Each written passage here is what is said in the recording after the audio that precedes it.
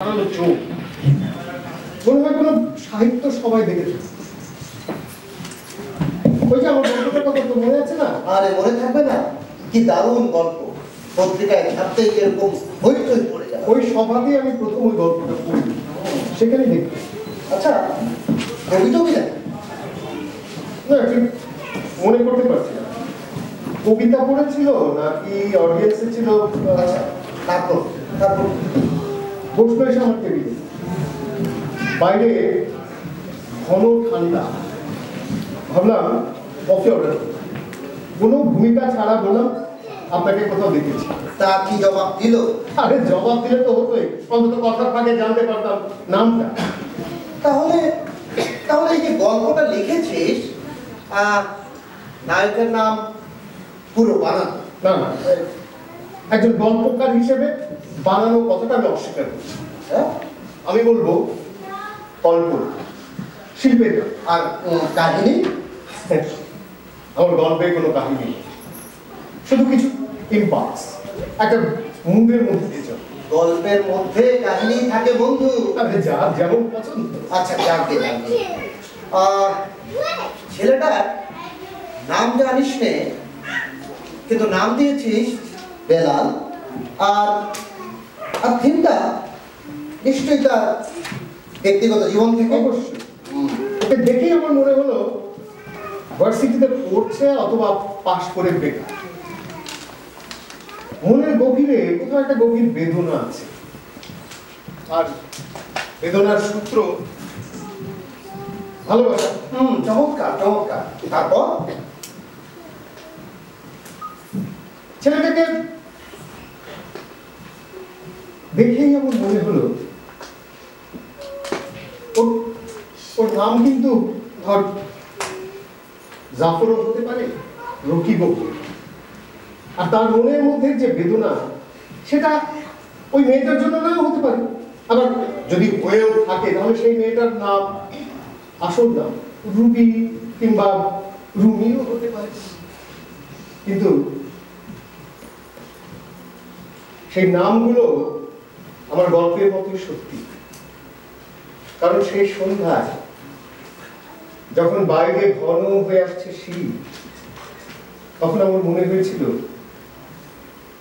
ওই ছেলেটাকে দেখে এর সবই সত্যি।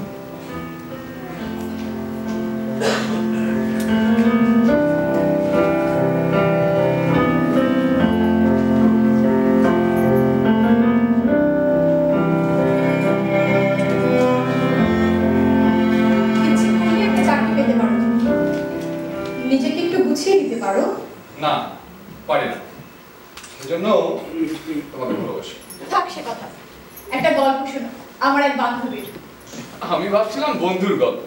বলো। না, আমার এক বান্ধবী ম্যাথমেটিক্সে পড়তো। সব ফর্সা মেয়েরাই ম্যাথমেটিক্সের ছাত্র। না, আসলে সে ম্যাথমেটিক্সে পড়তো। আমার সে বান্ধবীটা অদ্ভুত সুন্দর গান গাইত। গল্পটা বলতো? হ্যাঁ, সে গান গাইত, সত্যি বলছি। একটা ছেলে ভালোবাসতো ওকে, যেমন তুমি বলো ভীষণ সেরকম। আমরা বলতাম কেমন লাগে, ও বলতো প্লাস মাইনাস। মিষ্টি গলা, গানে সুরে সুরে বলতো প্লাস প্লাস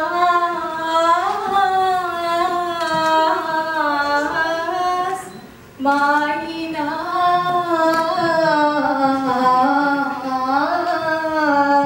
কেবল প্লাস মাইনাস বলতো, প্লাস প্লাস বলতো না?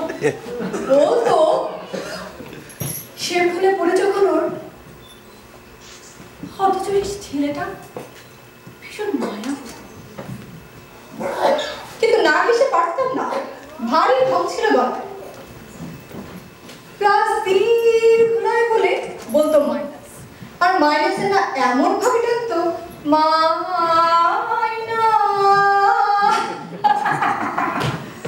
বলি, বাহ, এটা তোমার কথা। না, বিশ্বাস করবো? আমার বান্ধবীর কথা। না, তোমার খাবো। অত জোরে? ভেতরে আব্বা আছেন, কাজে যাও। খুব আস্তে গো, তবু কি তোমার হিসেব থেকে বাঁচতে পারবো? আমি চাই না তুমি আমাকে অপমান করো। আর গান করে করে যখন হিসেবের কথা বলো, তুমি কি সেগুলোর গল্প ভালোবাসো না? তোমার আব্বা যখন বিয়ের প্রস্তাব আনেন, তখন কি আমার সঙ্গে মিলিয়ে দেখো না? আমি আর উঠে যাই। আমি আমি কোথায় যাবো? কবরে, রাস্তায়, কিংবা ড্রাগ হাউসে? আমার সব বিশ্বাস পড়ে গেছে, সব। কাব্য, রাজনীতি, ভালোবাসা কি বন্ধুত্ব? বলি,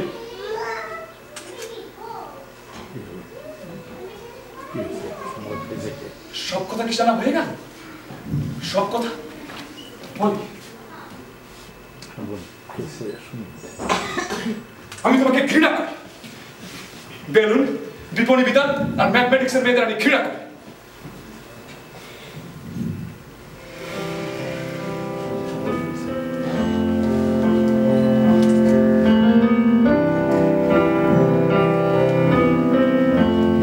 ছেলেটা বেকার, কিন্তু পলির কাছে তার দাবি অনেক।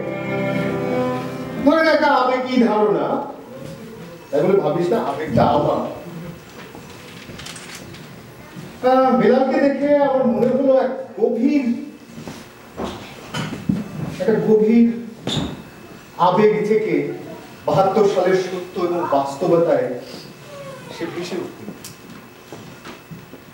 ভেবে দেখ, বেলালের মতো একটা যৌবনে পৌঁছে যাচ্ছে এই ধরনের একটা তরুণের যদি স্বপ্নভঙ্গ হয়, তাহলে কেমন হতে পারে?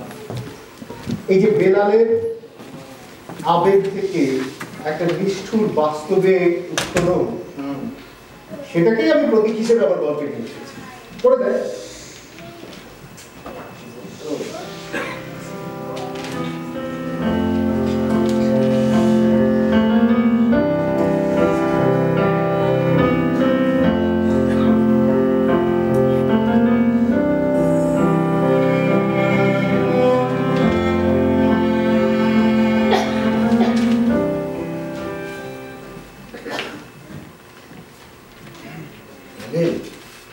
হ্যাঁ, এলাম তোর কাছে এই ঘরে।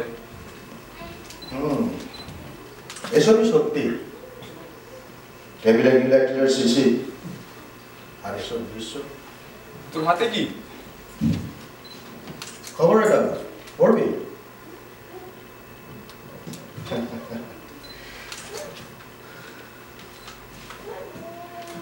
ভিয়েতনামের নাপাং যুদ্ধ, রোডেশিয়ার অবৈধ সরকার, যুবকের আত্মহত্যা।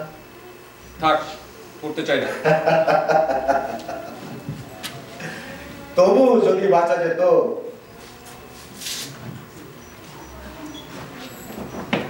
আমি জানতাম পলের বাসা কিংবা ছাতার ছায়া থেকে একদিন তোকে এখানে আসতেই হবে। আমি ক্লান্ত, ঘুমোবো বিছানায়। এটা অনেক বিছানা নয়, মূর্খ। আমি জানি।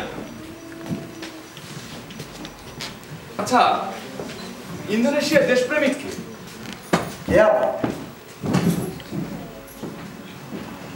বলি ইচ্ছে করলেই আমাকে বিয়ে করতে পারত, কিন্তু ওর একটি না পেয়ে আমি কোথায় চলে গেছি? হাবিব, আমি কোথায় যাচ্ছি? জাহান্নামে। আর ভিয়েতনামে। আর ড্রাগ হাউসে। এই কৌটল দেখ,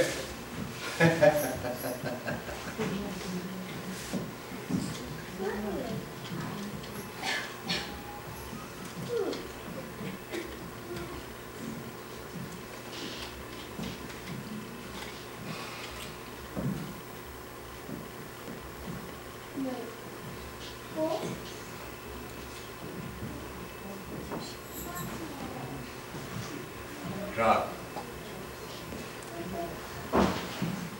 নিউ ল্যাক্ট,